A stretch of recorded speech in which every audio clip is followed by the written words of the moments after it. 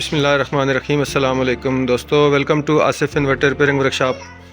दोस्तों, आज की इस वीडियो में आपको हम ये बताने जा रहे हैं जी कि ये वेल्डिंग प्लांट है एक 315 एम्पेयर का MMA 315 BP NBT। ये IGBT base technology welding machine है। इसके अंदर क्या फ़ॉल्ट है और वो कैसे रिज़ॉल्व किया जाता है। दोस्तों, ये वेल्डिंग मशीन ओके है, इसकी वेल्डिंग बिल्कुल ठीक है।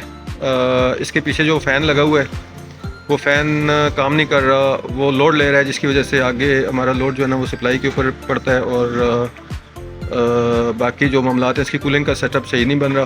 तो अभी इसके अंदर हम फ़ैन रिप्लेस करेंगे, ये नया पंखा लगाएंगे। ये देख सकते हैं आप 24 वोल्ट का फ़ैन है, ये इसके अंदर लगाएंगे। और इसका टेस्ट आपको इसलिए नहीं बता पाएंगे कि अभी हमारे पास इधर इलेक्ट्रिसिटी फेलियर चल रहा है।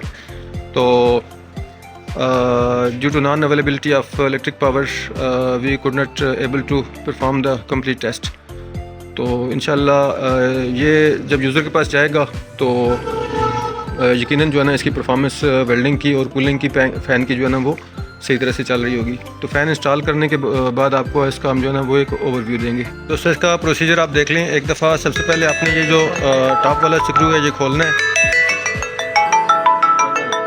तो ये वाला स्क्रू खोल के आपने इसको थोड़ा सा बैक साइड पे टिल्ट करना है और फ़ैन के ये 4 स्क्रू जो बाहर लगते हैं ये आपने खोल के इसको बाहर निकाल देना है। तो ये देख लें, हमने निकाल दिया है बाहर। फ़िज़िकल एक फ़ैन इसका जो टूटा हुआ नज़र आ रहा है आपको।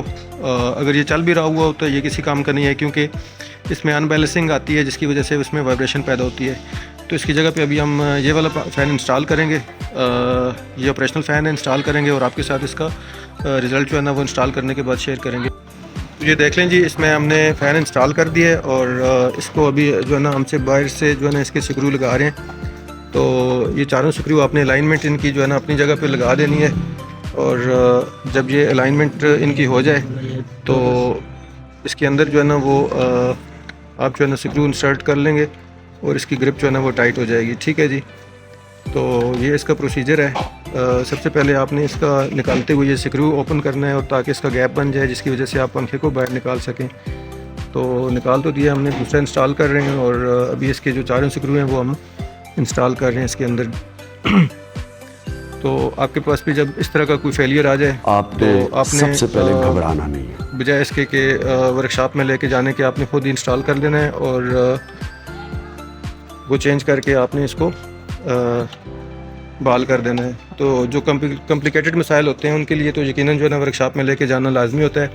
और जो है ना इसके अलावा जो इस तरह के छोटे मोटे मसाइल होते हैं वो आप खुद ही अपनी वर्कशॉप के ऊपर ही कर सकते हैं। तो ये देख लें, फ़ैन कम्प्लीटली जो है ना वो हमने चेंज कर दिया है और इसकी जो है ना अभी हम ग्रिप लगा दी है। तो फाइनल बस अभी इसके ऊपर जो है ना ये हम इसका कवर लगाएंगे और बाकी इसको रेडी कर लेंगे। तो ये प्लांट रेडी हो चुका है, बस खाली इसका कवर लगा देना है।